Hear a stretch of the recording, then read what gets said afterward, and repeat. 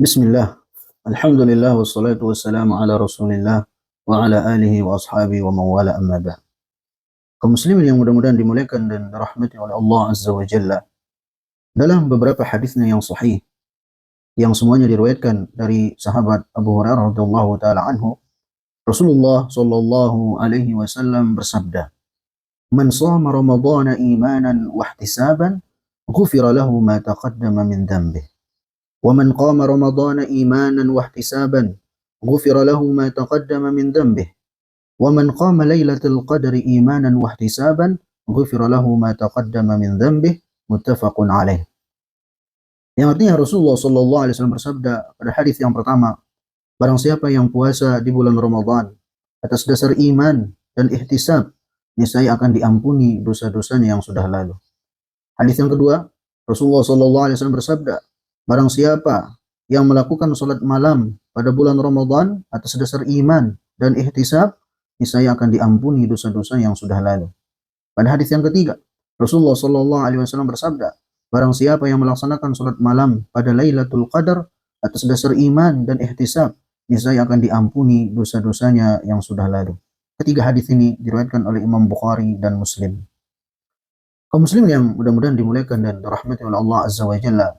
Dalam hadis-hadis yang mulia ini, Rasulullah Shallallahu Alaihi Wasallam mengabarkan kepada kita tentang keutamaan yang luar biasa bagi mereka yang melaksanakan puasa di bulan Ramadan. Begitu pula bagi mereka yang melaksanakan sholat malam, sholat tarawih di bulan Ramadan. Utamanya adalah, kata Nabi Shallallahu Alaihi Wasallam, "Ghufira lahu ma taqaddama min dzambih." Itu akan diampuni dosa-dosa yang sudah lalu.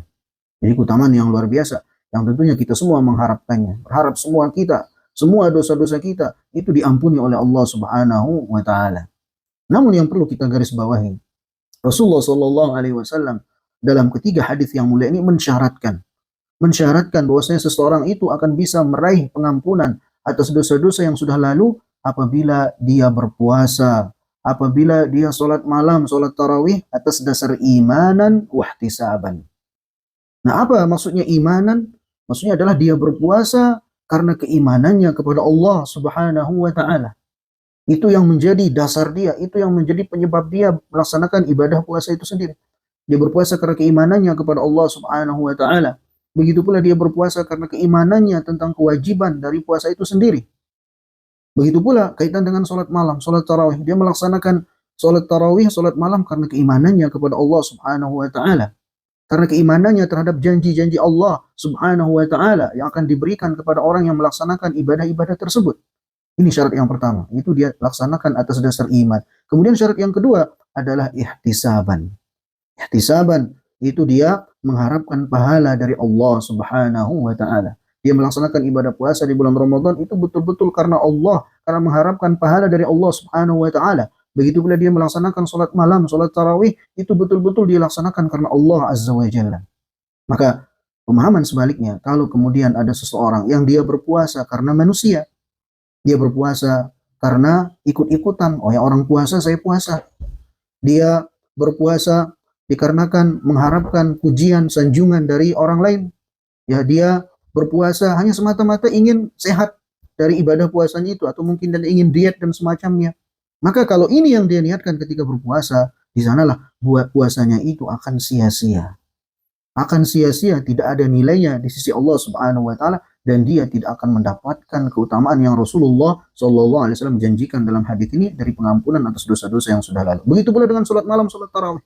Apabila kemudian ada orang keluar dari rumahnya pergi ke masjid untuk melaksanakan sholat tarawih, tujuannya hanya supaya dilihat oleh manusia, supaya dipuji, disanjung oleh manusia, maka di sanalah sholat tarawihnya, sholat malamnya itu akan sia-sia, tidak ada nilainya di sisi Allah Subhanahu wa taala. Nah, maka kaum muslimin yang mudah-mudahan dimuliakan dan dirahmati oleh Allah Azza wa Jalla, disinilah letak pentingnya kita itu berusaha ikhlas dalam beribadah kepada Allah Subhanahu wa taala. Dan ikhlas ini adalah penentu apakah seseorang akan diterima ibadahnya oleh Allah Subhanahu wa taala ataukah tidak.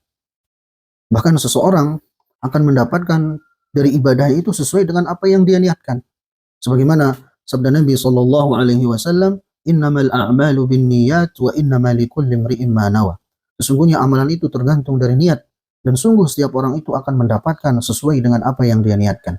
Maka kalau seorang misalnya dia melaksanakan ibadah puasa, dia melaksanakan salat malam, salat tarawih betul-betul lillahi ta'ala, maka di sana dia akan mendapatkan ridha Allah, mendapatkan pahala, ampunan dari Allah Subhanahu wa ta'ala. Sebaliknya kalau yang diharapkan adalah pujian, sanjungan dari manusia, maka hanya itulah yang dia akan dapatkan. Makanya para ulama kita mengatakan, kam min amalin saghirin tukabbiruhun niyah, wa kam min amalin kabirin tusaghiruhun niyah. Betapa banyak amalan yang kecil, tapi dikarenakan seseorang itu ikhlas dalam melaksanakannya, maka ibadah itu akan bernilai besar di sisi Allah Subhanahu wa ta'ala. Sebaliknya, ada ibadah yang besar, ibadah yang agung, yang seharusnya dengannya seseorang bisa meraih pahala, ampunan dari Allah Subhanahu wa ta'ala, tapi gara-gara salah niatnya, maka ibadah itu tidak bernilai sama sekali di sisi Allah Subhanahu wa ta'ala. Maka kaum muslimin yang mudah-mudahan dimuliakan dan dirahmati oleh Allah Azza wa Jalla, sekali lagi mari kita tumbuhkan, mari kita kokohkan rasa ikhlas kita kepada Allah Subhanahu wa ta'ala. Kita berusaha membersihkan hati-hati kita dari segala kotoran riya, sum'ah, mengharapkan pujian, sanjungan dari manusia. Demikian, mudah-mudahan sedikit ada manfaatnya. Assalamualaikum warahmatullahi wabarakatuh.